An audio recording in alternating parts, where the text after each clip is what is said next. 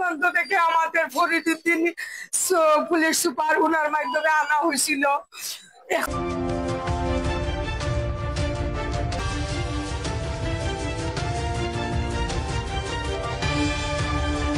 আকবরকে জামিন দিয়েছেন, হারুনকেও জামিন দিয়েছেন।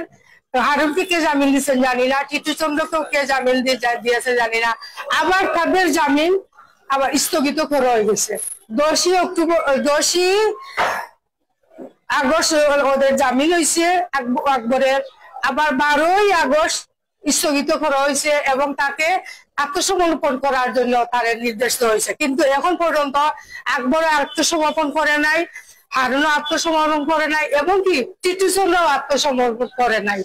তাহলে ওরা কিন্তু আত্মসমর্পণ করে নাই। উনি আমাদের নতুন জজ সাহেব আসছেন, উনি প্রতি সোমবারে তারিখটা পালাম। আগ্রহণটা চলতেছে আমাদের প্রায় 2 মাস থেকে। নতুন জজ সাহেব আসার পর থেকে 2 মাস থেকে আমাদের আগ্রহণটা চলতেছে, প্রতি সোমবারে চলে।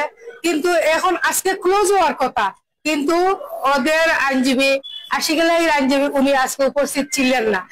এতে বোঝা যায় আমি বিচারটা না পাওয়ার জন্য ওনারা শুধু সময়টা জ্ঞাপন করতেছেন।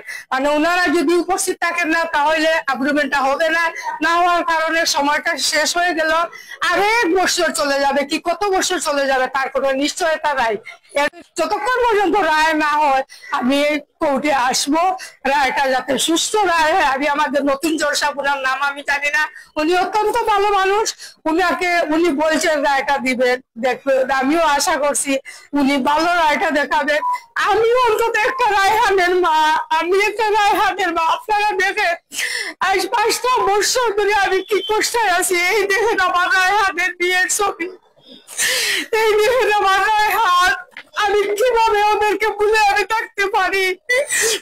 আপনারা যতক্ষণ পর্যন্ত আমার এই বিচার শেষ হওয়া ততক্ষণ পর্যন্ত আপনারা আমার পাশে থাকবেন। এবং জজ সাহেবকে আমি ধন্যবাদ দিচ্ছি যে উনি এত দ্রুত চেষ্টা করতেছেন, এবং উনি যেন আমার রায়টা দেখাইয়া তারপরে উনি প্রয়োজনে যদি উনি বিদায় হন, বদলি হন, উনি যেন আমার রায়টা দেখাইয়া উনি বদলি হন। কারণ উনি একটা মায়ের সন্তান, উনারও ছেলেমেয়ে আছে, আমিও একটা মা। আমি রায়হানের কথা কিভাবে বলবো। আপনাদেরকে অনেক ধন্যবাদ, আপনারা আমার পাশে আছেন এর জন্য। Thank you. প্রান্ত থেকে আমাদের ফরিদউদ্দিন পুলিশ সুপার উনার মাধ্যমে আনা হয়েছিল।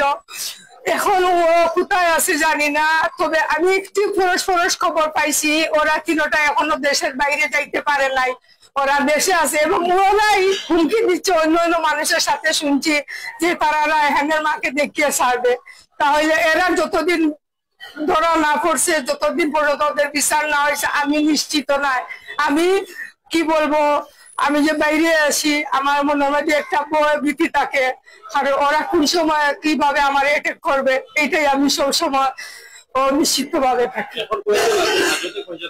এখন হাজতে আছে শুধু আশিকুল্লাহ, আর সব 5 জনই আছে পলাতক। জামিনেই আছে 60 জন, আর একজন তো প্রথম থেকে পলাতক নুমান। আপনারা সবাই আমি ধন্যবাদ জানাচ্ছি। 2020 সাল থেকে আপনারা আমার পাশে আছিলেন, এর পর্যন্ত আপনারা এখনো আছেন। আমি দোয়া করি আপনারা লাগে আল্লাহ আপনারা সুস্থ রাখুক, এবং সারা বিশ্ববাসী আমার পাশে আছে। এখন দেখেন আপনারা 2020 সাল থেকে ঘটনা হয়েছে, 2024 সালও হাইকোর্ট থেকে রায় এসেছে যে মামলাটা নিষ্পত্তি হতো 6 মাসের ভিতরে। 2023 সালও যাই হোক, ওরা সাক্ষী 61 জন 3বার করে দিছে। ওদের পক্ষের উকিলরা বারবার সময় জ্ঞাপন করছে, বারবার সময় জ্ঞাপন করিয়া তখন লাস্টে আমাদের হাবিবুর রহমান সিদ্দিকী সাহেব ছিলেন, 24 সালে জজ সাহেব ছিলেন। উনি বলছিলেন যে 2024 সালের 15 জানুয়ারি উনি অ্যাপ্রুভমেন্ট করবেন এবং এই মাসের ভিতরে রায়টা দিবেন। হঠাৎ করে ওনাকে জানুয়ারির 2 তারিখ বদলি করানো হইল। আবার পরবর্তীতে আসলেন রুকনুজ্জামান জজ সাহেব। এরপর উনি শুধু অ্যাপ্রুভমেন্টটা করবেন, রায় দিবেন। উনি অ্যাপ্রুভমেন্ট রায় করার জন্য পর আমাকে 5টা-6টা তারিখ দিচ্ছেন। যতটা তারিখ দিচ্ছেন ততটা তারিখে উনি উপস্থিত থাকতেন না। এবং এই চক্রান্তটা ছিল তাদের উকিল আমাদের এইখানে আছেন টিপা সিন্ধু এবং আছেন নজরুল ইসলাম। ওনাদের পরস্পর ওনারা আসামিদেরকে জামিন দিয়েছে হাইকোর্ট থেকে। এমন জামিন দিয়েছে, আগ্রিমেন্ট একদিন হয়ে গেছে, 15 জুলাই আগ্রিমেন্ট হয়ে গেছে। 15 জুলাই আগ্রিমেন্ট হওয়ার পরে আসামিরা কোনো সময় বেল পাওয়ার কোনো কথা নয়, কিন্তু ওনারা আমাদের এই ঢাকা হাইকোর্ট